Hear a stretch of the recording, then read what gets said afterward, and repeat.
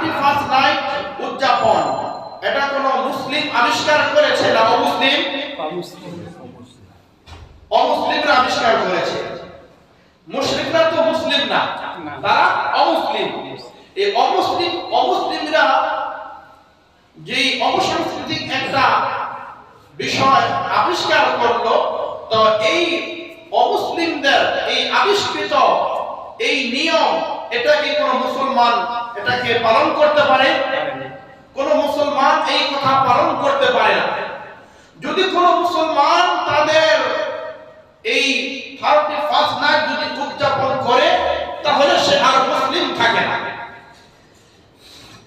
কোন মুসলমান অমুসলিম বিধর্মীদের অনুকরণ করতে পারে না। যদি করে তাহলে তারা আর মুসলমান থাকে না। বলে তার প্রমাণ হলো রাসূল কারীম সাল্লাল্লাহু আলাইহি ওয়াসাল্লাম হাদিসে পাকের মধ্যে ঘোষণা করেছেন, মান তাশাব্বাহা বিকাউমিন ফাহুয়া মিনহুম।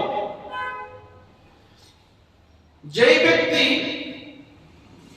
যাদের সাদৃশ্যতা অবলম্বন করবে, সে তাদের দলের অন্তর্ভুক্ত বলে গণ্য হবে।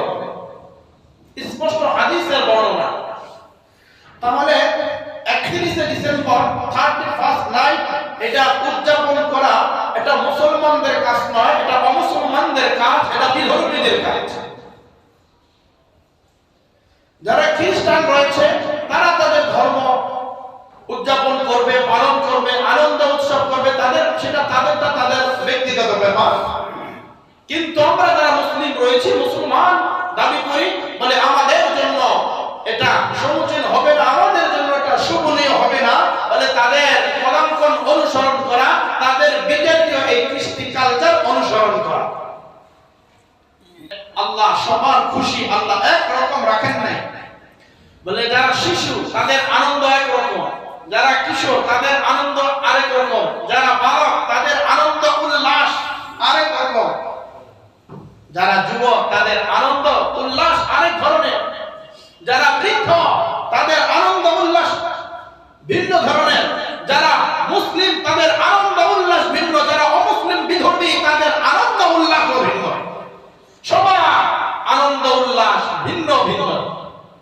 শিশুর আনন্দ ভিন্ন, কিশোরের আনন্দ ভিন্ন, বালকের আনন্দ ভিন্ন, যুবকের আনন্দ ভিন্ন, বৃদ্ধের আনন্দ ভিন্ন, মুসলমানের আনন্দ উল্লাস এটাও ভিন্ন, অমুসলিমদের বিধর্মীদের আনন্দ উল্লাস এটাও ভিন্ন ধর্মের ভিন্ন মতে।